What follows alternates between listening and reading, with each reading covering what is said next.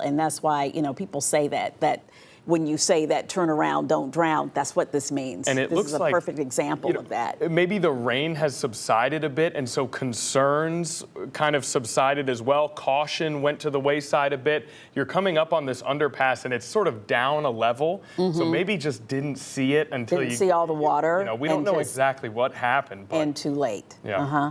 All right, but I think, yeah, that is a separate car. it is a separate car because you can see the top of the other one in the foreground there. That's right, and the water is over 6 feet deep. We were able to see on that Norfolk and Western column that there used to be a scale there that we could see how deep that water was. We were watching it, started around 2.5 feet, and it goes up to 6, and it has now gone past that. And yeah, there was definitely a rescue going on in that car.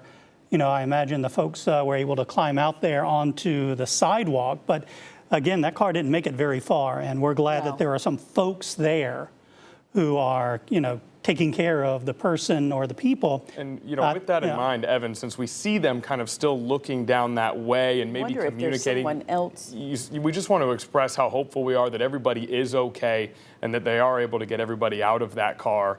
The good news is it doesn't look like the water continues to rise like it was a little earlier, even 30 minutes ago, but it does look like maybe there's still some communication in that car. It looks like someone... It looks like an officer based on the... It looks like an officer, and it looks like he is trying to communicate with someone who might still be in that SUV. So let's hope that, this can be resolved. And then for folks who are at home, you probably should stay home, particularly in the city of Norfolk, and not risk getting out into something like this that is so dangerous. Yes, it looks like there is, they are trying to get to someone that might be inside using some ribbon or some type of a rope there.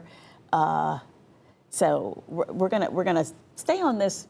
And producer, you can communicate with me. I don't know if we need to go somewhere else, but if we can stay on this for a couple of seconds.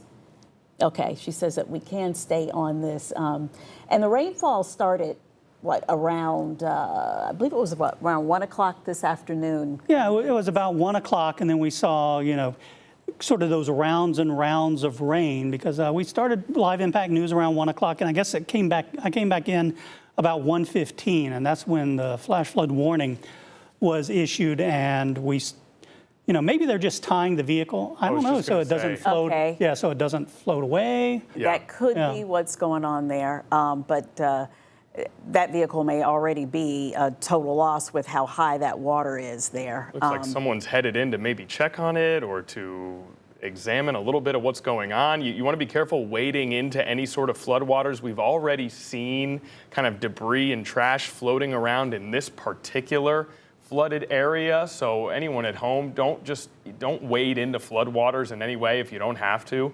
Now, if they are simply tying that car off as some sort of safety precaution, hopefully that means there's no one inside the car anymore, which would be the best possible And that's what it seems like, because you don't see anybody like sticking their hands or anything in the window. So we're going to assume that everyone is out of the vehicle. We hope so. But we're going to continue to monitor this.